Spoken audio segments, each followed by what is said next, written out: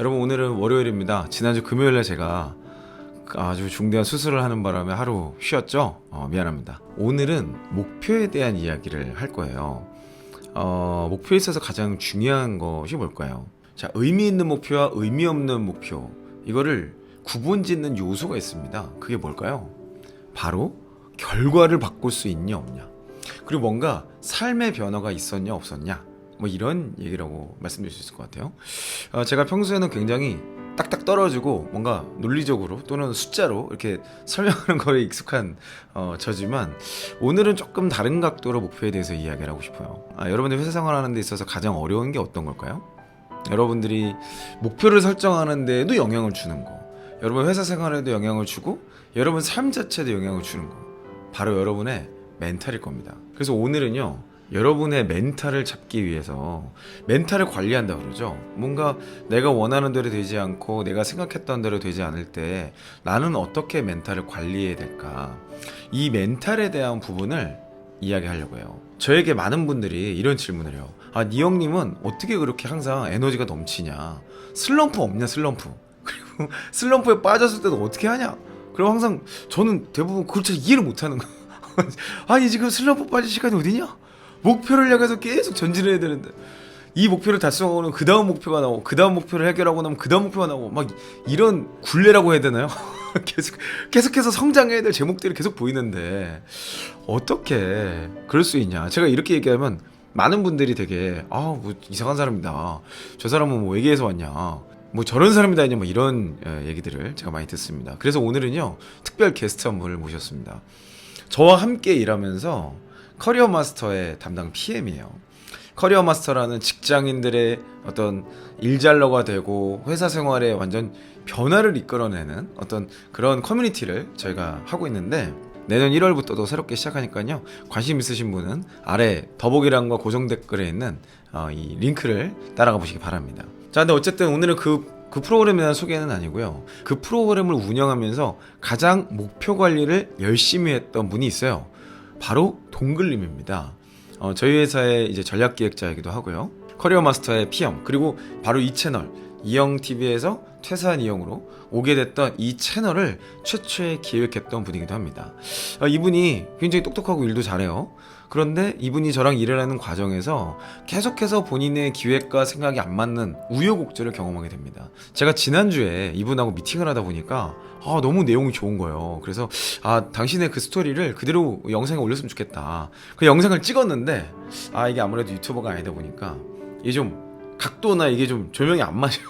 그래가지고 좀 너무 아쉬워서 음성으로 준비를 했습니다. 여러분들이 이 내용에 최대한 집중할 수 있도록 내용을 준비했으니까요, 오늘 동글님의 멘탈 관리의 스토리를 들어보시고 여러분들은 어떻게 멘탈 관리를 할 수 있을지, 여러분의 멘탈을 잡는 것을 여러분의 목표로 이번 한 주 시작해보시면 어떨까 싶습니다. 자, 그러면 동글님 만나보도록 할게요. 안녕하세요, 동글입니다. 오랜만이에요. 지난번에 영상으로 촬영했다가 조명 각도가 너무 이상하게 나와서 영상이 사실상 날아가 버렸어요. 그래서 오늘은 목소리만으로 진행해 보려고 합니다. 이번에 커리어 마스터에서 새롭게 동글 세션을 진행하고 있어요. 동글 세션에서는 제가 이영님께서 제안해 주시는 수많은 액션 플랜들을 어떻게 적용하고 있는지, 이 내용에 대해서 주로 나누고 있습니다. 이번 주에 진행한 동글 세션에서는 한 분이 저에게 이런 질문을 주셨어요. 동글님은 정말 센 피드백을 많이 받으시네요. 그런 피드백을 받고 다시 또 도전한다는 게 쉽지 않은데 대체 어떻게 마인드 컨트롤 하시는 거예요? 미팅에서 울 정도로 센 피드백을 받으면 이제 피드백 받기가 두려워지지 않아요? 저라면 되게 움츠러들 것 같아요. 이 질문을 받고 5초 정도 생각에 잠겼던 것 같아요. 그 세션에서는 육체 근로자 같은 단순한 일을 하는데 왜 지식 근로자 마인드가 중요한 거죠? 상사의 유형을 빨리 알 수 있는 방법은 어떤 게 있을까요? 상사와 관계가 굉장히 어색한데 이럴 땐 어떻게 하면 좋을까요? 이런 질문들을 주고받고 있었어서 갑자기 저의 멘탈 관리에 대한 질문을 받았을 때 어떻게 대답하면 좋을지 고민했던 것 같아요. 제가 따로 이 질문에 대한 생각을 정리해 본 적은 없었거든요. 5초 정도 잠깐 생각하고 조금 두서없이 제가 가지고 있는 5가지 관점을 생각나는 대로 솔직하게 말씀드렸어요. 이 내용을 여러분과 함께 나누고 싶어서 오늘 이 영상을 찍게 되었습니다. 많은 분들이 공감하시겠지만 회사는 칭찬이나 인정하는 말을 자주 들을 수 있는 곳은 아니에요. 오히려 부족한 점에 대한 피드백과 실수에 대한 지적을 받는 날이 더 많을 거예요. 저도 그래요. 혹시나 이런 피드백을 받고 주눅 들어 계신 분이 있다면 이 영상 꼭 끝까지 봐주세요. 이 영상에서는 제가 회사에서 어떻게 멘탈을 잡는지 5가지 관점을 소개해드리려고 합니다. 첫 번째, 저는 이 피드백을 통해서 제가 더 성장할 것이라는 믿음을 가져요. 퇴사한 이형 영상을 매일 보시는 분이라면 저만큼 어쩌면 저보다 더 성장하고 싶은 열정이 넘치시는 분일 거예요. 그렇다면 우리는 언제 성장할 수 있을까요? 새로운 도전을 하고 부족한 부분을 개선할 때 우리는 성장할 수 있어요. 이 회사에서 어떻게 하면 더 빨리 제대로 성장할 수 있을까? 이 상사에게 더 많이 배우려면 어떻게 해야 할까? 이런 질문들을 스스로에게 저는 자주 던져요. 이런 질문을 던질 때마다 더 많이 부딪혀보는 과정에서 더 많이 배우고 성장할 수 있다는 답을 얻습니다. 이 정도 피드백을 받았다는 건 그만큼 제가 도전했다는 의미니까요. 가끔은 피드백을 받는 게 너무 아프고 속상하지만 이 피드백을 통해서 나는 더 성장할 것이라는 생각이 저의 멘탈을 무너지지 않게 도와주는 것 같아요. 두 번째, 저에게 부족한 점이 많다는 사실을 인정해요.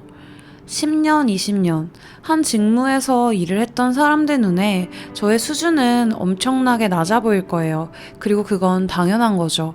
그 사실을 인정하기로 했어요. 저는 쓸데없이 자존심이 세서 저의 부족한 부분을 지적해 주실 때마다 괜히 더 속상하고 마음 아파했었어요. 하지만 저의 부족함을 인정하고 나니 부족하니까 그만큼 더 많이 배우고 싶어지고 피드백을 더 많이 받고 싶어졌어요. 세 번째, 저에게 피드백을 주는 상사와 동료에게 감사한 마음을 가지기 시작했어요. 피드백을 준다는 건 정말 귀찮은 일이라는 걸 피드백을 받기만 할 때는 몰랐어요. 그런데 반대로 피드백을 주는 입장이 되어보니 나의 업무 시간을 써서 누군가에게 피드백을 준다는 게 정말 에너지가 많이 드는 일이라는 걸 알게 되었습니다. 그냥 알아서 해. 이렇게 무시하고 넘어갈 수도 있는 건데 굳이 나를 위해 일부러 피드백을 해주는 상사가 너무 감사하더라고요. 시간을 내서 피드백을 해주는 동료들에게도 정말 고마운 마음이 들었어요. 네 번째, 제가 하는 일의 의미를 스스로에게 부여했어요. 가슴 아픈 피드백을 계속 받다 보면 세상에서 제일 쓸모없는 사람이 된 것만 같은 기분이 들면서 멘탈이 진짜 흔들리더라고요. 그럴 때마다 저는 제가 하는 일이 중요하다고 스스로에게 의미 부여를 해줬어요. 어찌됐든 지금 상사에게는 제가 필요한 거잖아요. 제가 없으면 상사나 동료가 제가 하는 일을 추가로 해야 하고 그들의 역할을 제대로 하지 못할 가능성이 높아지겠죠.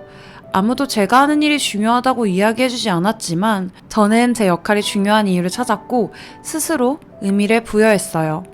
그러면서 제가 일을 똑바로 해야 우리 팀이 성과를 더 크게 낼 수 있다는 걸 알게 되었고 가슴 아픈 피드백을 더 빨리 수용하고 다시 좋은 결과물을 만들어낼 수 있었어요. 5번째, 피드백을 받지 않으면 말 그대로 쓸데없는 일을 할 가능성이 높다는 걸 깨달았어요. 그동안 일하면서 피드백을 받지 않고 제 기준대로 진행한 업무들은 팀 안에서 어떤 기여도 하지 못했어요.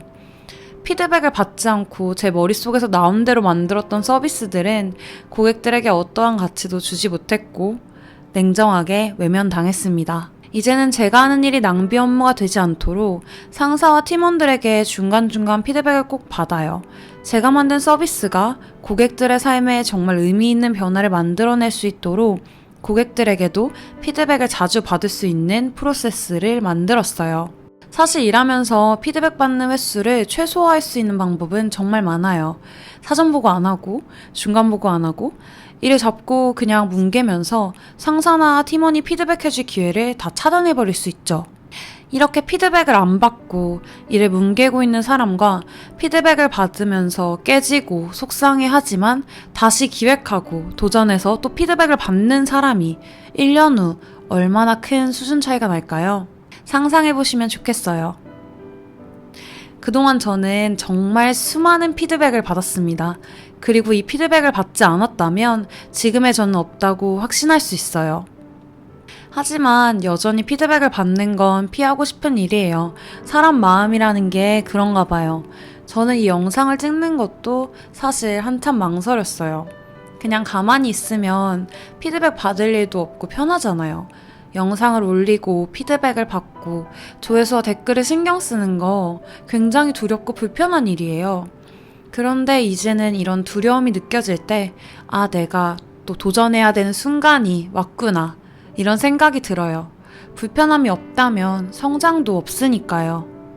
여러분도 오늘 회사에 출근하셔서 내가 지금 하는 일이 고객에게 의미 있는 일이 맞는지 용기 내서 피드백 받아보셨으면 좋겠어요.